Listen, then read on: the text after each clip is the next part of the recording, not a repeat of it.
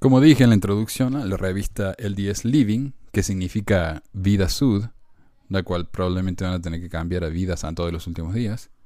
A ver, en febrero. Hace rato que ya tengo esto. Uh, un artículo acerca de... Bueno, se llama La espada de Labán y la leona, lo que sucedió después de que José Smith los enterró. Hay muchas cosas que anhelamos saber sobre la historia de la iglesia, pero probablemente nunca podremos. Como quiénes son los tres nefitas o dónde está vagabundeando Caín. Yo no sé si les conté, pero yo voy con mi amigo a un powwow, que se llama, es una reunión. Bueno, los powwows son las reuniones de los nativos americanos, ¿no? De los indios, donde se juntaban varios tribus y hacían sus fiestas y sus celebraciones y sus cosas, sus tratados. Bueno, ahora una reunión al aire libre, se llama un powwow, y este hombre, se llama Adam, él sabía ser un fundamentalista mormón, y muchos fundamentalistas viven fuera de la red, como le dicen ellos, ¿no? Outside the grid. En el sentido de que no pagan sus impuestos, no trabajan para empresas, trabajan todo abajo de la mesa, porque ellos son muy sospechosos del gobierno, tienen muchos miedo de que el gobierno los venga y les saque sus cosas, sus familias, sus esposas. Y muchos de estos hombres son buscadores de tesoros, porque ellos piensan que un día van a encontrar un tesoro, como hizo José Smith, se van a hacer ricos. Y mi amigo, que le gusta salir a hacer sus excursiones, caminatas, acampar, es como que eso a él le llamó mucho la atención y empezó a juntarse con esta gente y bueno, él casi se casó con otra. Si me escucha acá, él algún día puede venir y contando su historia, que es muy interesante. Pero también le interesó mucho el tema de los metales y buscar tesoro. Él va por ahí todavía, ¿no? A buscar cosas, a ver si encuentra algo divertido. Él ya no piensa que va a encontrarse un tesoro, pero muchas de estas personas sí. ¿Y por qué les cuento todo esto? Resulta que en uno de esos powwows, esta gente no solamente cree en tesoros escondidos, creen en todo tipo de cosas. Creen en el pie grande, creen en los extraterrestres, creen...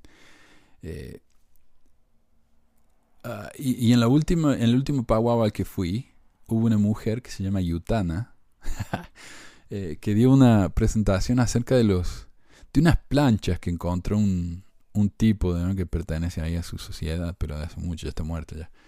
Encontró un montón de planchas. Y también encontró huesos de nefelines, ¿no? Que son los hijos de los gigantes con los ángeles. Y es una de esas teorías de conspiración, ¿no? De que el gobierno está escondiendo a los nefelines por alguna razón. Pero fue una presentación fascinante, así que les tengo que hablar yo un día de esa presentación. Y por supuesto nadie lo volvió a ver, porque el hombre volvió a la civilización y la cueva en la que encontró todas las planchas que tiene, que son miles de planchas. Y los huesos de los nefelines, no se acuerda dónde estaba. Y nadie la ha podido encontrar desde entonces. Pero la siguen buscando porque ellos saben que está en algún lado. Y van a encontrar los huesos de nefelín y todo eso. Y en esa reunión, creen en esas cosas, ¿no? Y uno me dijo una vez que en una fogata, literalmente en hecho la fogata, estábamos alrededor de una fogata, estábamos hablando, cada uno estaba compartiendo sus experiencias. Y uno dijo, ¿sabes qué? Yo escuché que cuando hay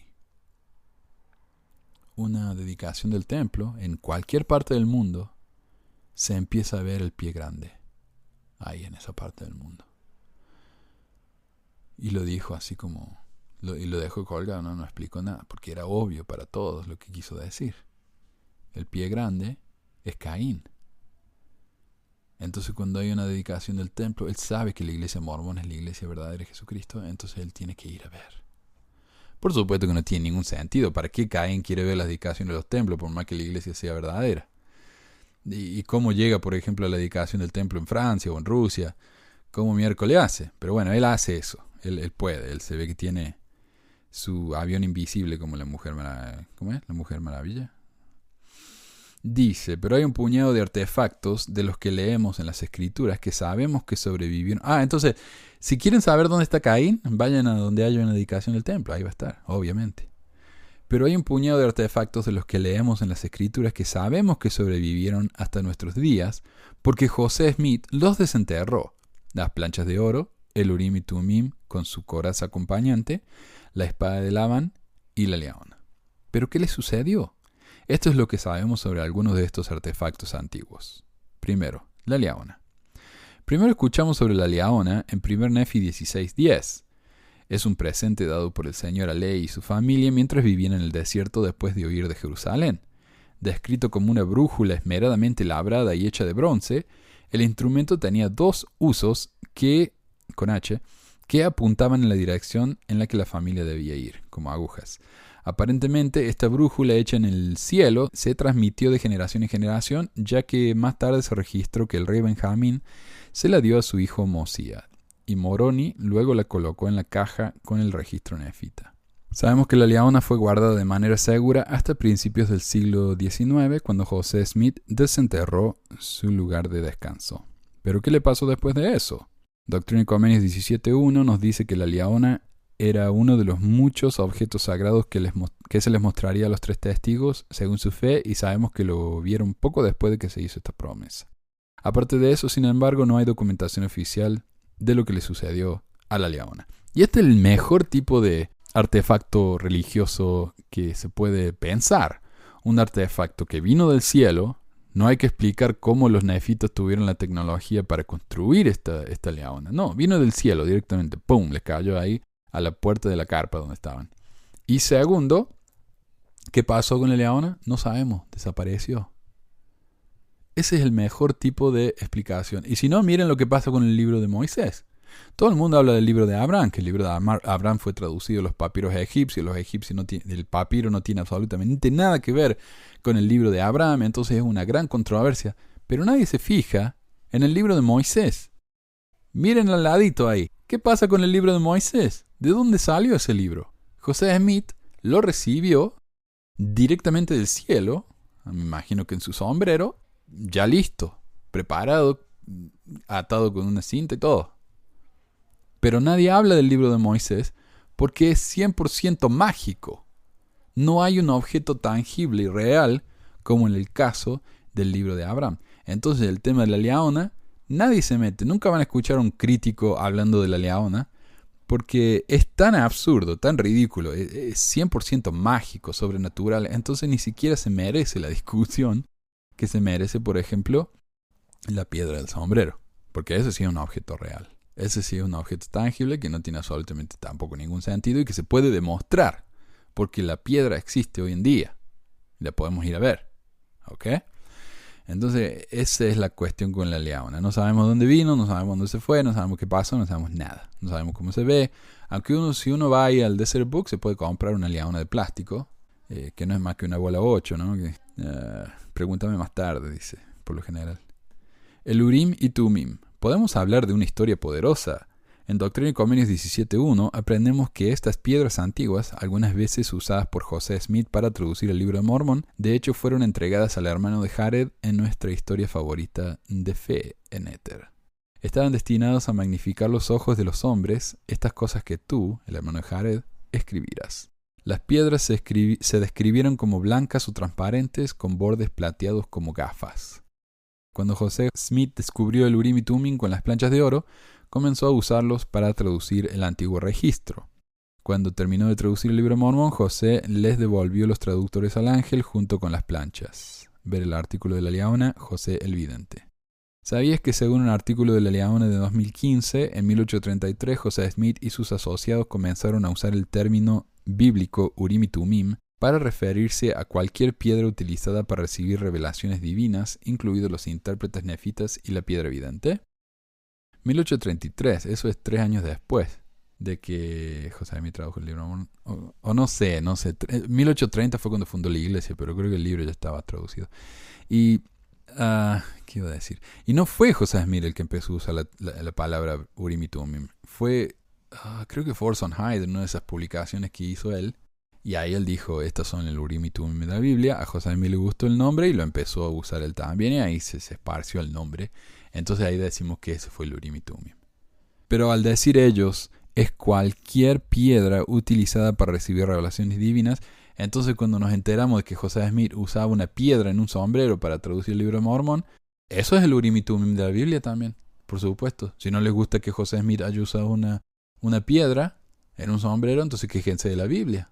Es lo que hacen ellos, ¿no? Equivalan al darle el mismo nombre a todas estas cosas, las están equiparando, ¿cómo se dice?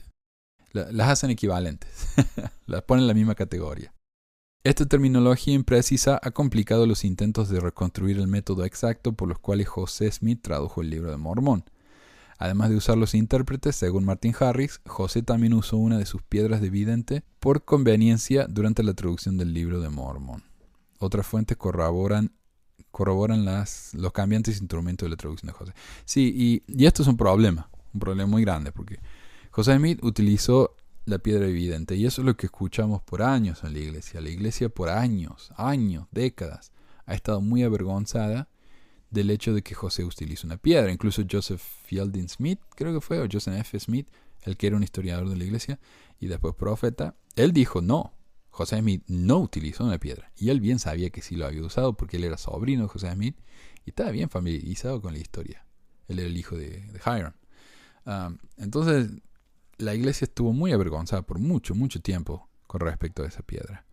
Pero el problema es que ¿para qué se molestaron en guardar el Urim y Tumim y el pectoral, que parece que no era algo muy chiquito? O sea, me imagino que Moroni no habrá tenido una mochila donde mete todas esas cosas, ¿no? Cuando viajó desde México, donde está una de las Cúmoras, según los apologistas, hasta Nueva York, donde está la otra Cúmora. O como algunos dicen que una Cúmora está en Chile. Caminó desde Chile hasta Nueva York con una mochila llena de piedras de vidente y pectorales pesados. Nah. Todo eso para que José Smith metiera una piedra que el vecino encontró y que él se la robó, para que le pusiera en el sombrero y viera así. Y mi amigo Adam también dijo que él se compró una piedra evidente en eBay, la puso en su gorra y no funcionó, no vio nada. Dice. No habrá tenido el poder, ¿no? El talento ese, el don. Y otra descripción que tenemos de William Smith, el hermano de José, y también de Charles Anton, que conocemos la historia de Charles Anton, fue el hombre al que Martin Harris visitó para decirle que por favor le llenara el papelito diciendo que la traducción era muy correcta, a pesar de que Anton no leía egipcio y mucho menos egipcio reformado, y a pesar de que más tarde lo contradijo. Yo nunca dije que esa traducción era correcta, porque no tengo ni idea qué es. Charles Anton y William Smith, los dos dijeron que ellos escucharon que los anteojos, las gafas estas del Urim y Tumim, eran demasiado grandes para una cara humana. José Smith podía ver con los dos ojos a través de un lente o a través del otro, y hacía eso, iba intercambiando. Se ve que uno le traducía en inglés elizabetino, y por el otro ojo veía, podía traducir en el idioma del campo, ahí de donde vivía él, y por eso el Libro de Mormón tiene los dos. Es una mezcla de los dos. Quién sabe, ¿no? Pero, ¿y de dónde vinieron esos lentes? Tampoco sabemos. ¿De dónde vinieron? No nos dice acá qué pasó. Se lo dieron bueno, se los devolvió el ángel. Otro instrumento mágico. ¿De dónde salió? ¿A dónde se fue? ¿Por qué era tan grande? ¿Era de los nefelines? ¿Qué onda con estos anteojos? ¿Por qué eran tan gigantes? No sabemos. La espada de Labán, un notorio instrumento de destrucción que se lee por primera vez en 1 Nefi capítulo 4, cuando Nefi mató a Labán y tomó la espada del rey muerto, la cual se le ordenó del Señor para poder obtener las planchas de bronce. La espada se usó como modelo para que los nefitas fabricaran sus propias armas cuando enfrentaron una guerra contra sus hermanos los lamanitas, y se hace referencia a ella varias veces más en todo el Libro de Mormón. A veces se usaba en batalla y a veces simplemente se guardaba y se conservaba con otros tesoros de las escrituras. Nefi le cortó la cabeza a Labán de un espadazo. Ahora, por lo que yo he escuchado, nunca le he cortado la cabeza a nadie, es muy difícil.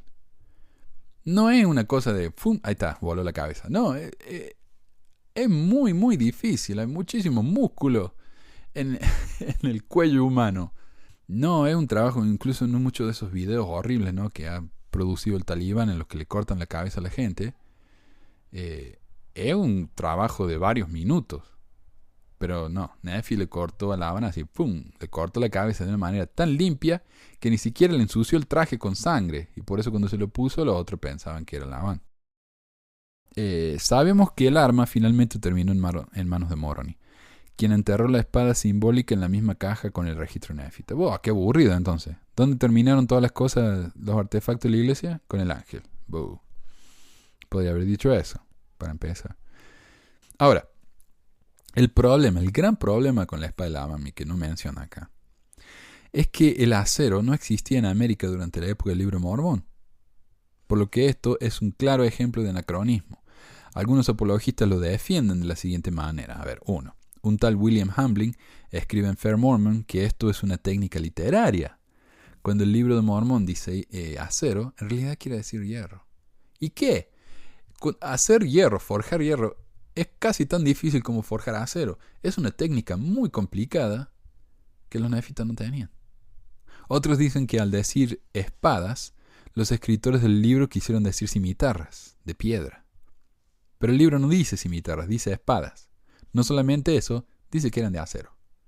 Otros dicen que como las escrituras que usan la expresión forjar espadas es una cita de Isaías, lo cual es cierto, el libro no dice que estas espadas hayan sido forjadas en América, pero 1 Nefi 1.9 dice clarísimamente que la misma espada de Labán era de oro y acero finísimo. No solo acero, sino acero finísimo, lo cual es más difícil de forjar que el acero no finísimo, me imagino yo. Finalmente, y según Nefi, el acero, junto con muchos otros metales, eran muy abundantes. Y de hecho, debería haber 1.000.000 de espadas enterradas abajo de alguno de los cerros Cumorah, ¿no? Que no se deciden. Decían que era un solo cerro Cumorah, ahora dicen que son 2. Por lo que debería poder encontrarse el acero por todas partes en América. Pero hasta ahora no solo no se encontró el acero, sino que no se ha podido encontrar una sola de las fábricas para forjar acero. Lo cual debería ser extremadamente fácil, no solo por los hornos fabricados para la forja del metal, sino por la destrucción forestal alrededor de la fábrica. Porque hay que considerar que el acero se derrite a 1500 grados centígrados. Y solo después de estar expuesto a esa temperatura por horas.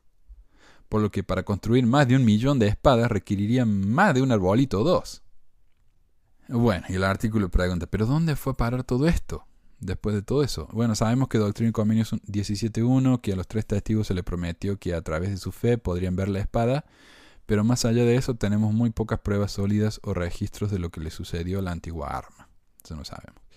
David Whitmer, uno de los 3 testigos, registró. Fue en la última parte de junio de 1829 cuando José, Oliver y yo estábamos juntos y el ángel nos las mostró a las planchas.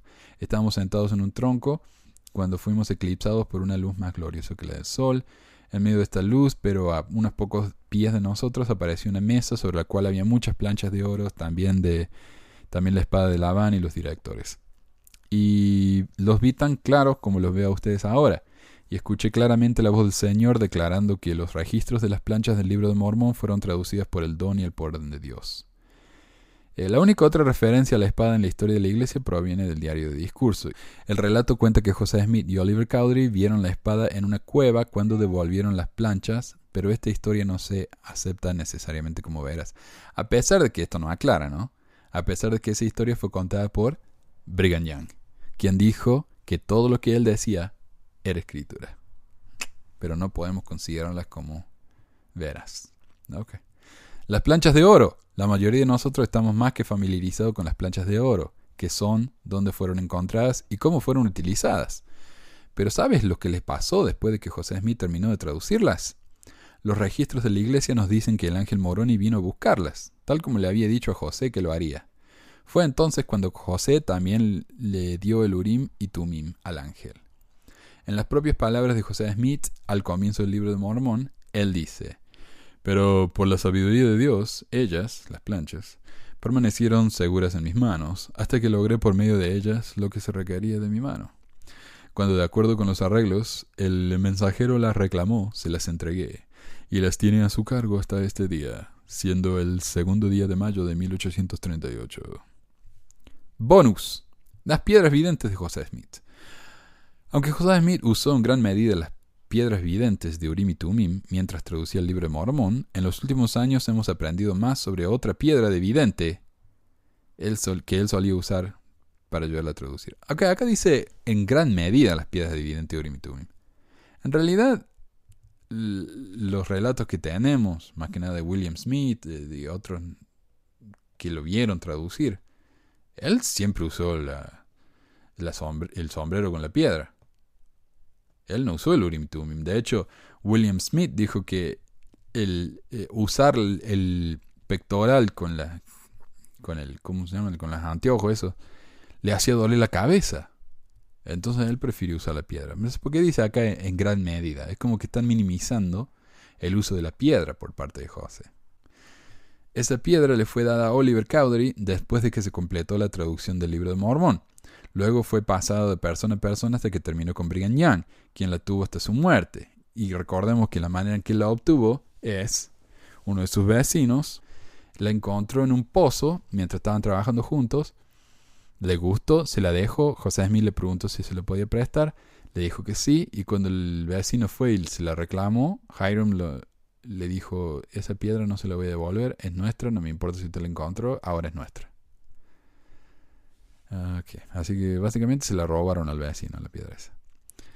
Zina D. H. Young, es Zina Huntington, una de las esposas de Brigham Young y de José, que no aclara tampoco, y de Huntington, del viejo Huntington, tenía 3 esposas de la Zina, la heredó después de su muerte y la donó a la iglesia.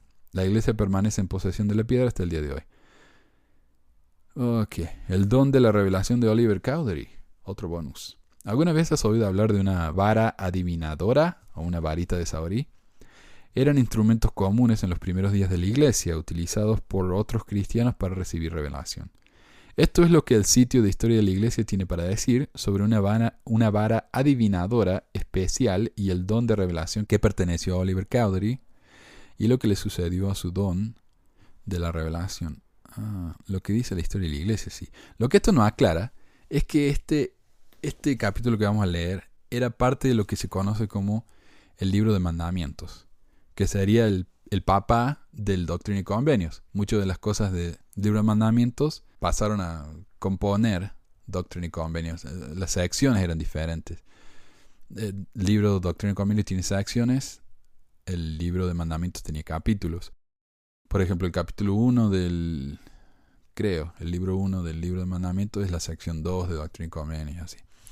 Y esta sección estaba escrita así como tal en el Libro de Mandamientos, pero cuando fue transmitido a Doctrina y Convenios cambió dramáticamente. Ya vamos a hablar, apenas termine acá les voy a explicar de qué se trata.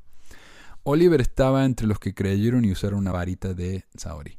El Señor reconoció la habilidad de Oliver de usar una vara. Tienes otro don, que es el don de trabajar con el brote o la varita.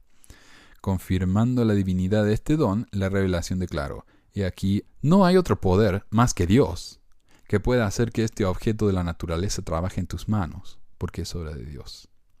Si Oliver lo deseaba, la revelación continuó. El Señor agregaría el don de la traducción a los dones reveladores que Oliver ya poseía. Aunque conocemos muy pocos detalles sobre el intento de traducción de Oliver Cowdery, aparentemente no funcionó. Sus esfuerzos rápidamente fracasaron. A raíz del fracaso de Oliver, José Smith recibió otra revelación, aconsejándole: ten paciencia, hijo mío, porque es sabiduría en mí y no es conveniente que traduzcas en este momento. También le dijeron a Oliver que no había entendido el proceso. Le dijeron: debes estudiarlo en tu mente, entonces debes preguntar si es correcto, y si es correcto daré que tu pecho arda. Ok, entonces Dios le dice: Oliver, tú tienes un don. Es el don de usar la varita de Saori. ¿Y para qué se usaba la varita de Saori? Bueno, mucha gente la usaba para encontrar agua. Es lo que le dice el dowsing acá. Y habrán visto ustedes fotos de gente con un palo en forma de Y. Lo agarran de los 2 palitos de arriba de la Y como si fuera un volante de motocicleta. Y con el palito del medio, apuntando hacia afuera, van caminando. Y cuando ese palo se baja, ¡pum!, ahí está el agua. Y así es como descubrían agua, decían ellos. Pero también se usaba para encontrar tesoros, de exactamente la misma manera. Entonces el poder de Oliver, según esto, era el encontrar tesoros usando la varita. Pero acá no dice. Dice que era solamente la varita adivinatoria. Pero no aclara qué se hacía con esa varita. En Doctrina y Convenios eso se cambió. Y ya no dice que el don de Oliver era usar la varita mágica o la varita de Saori.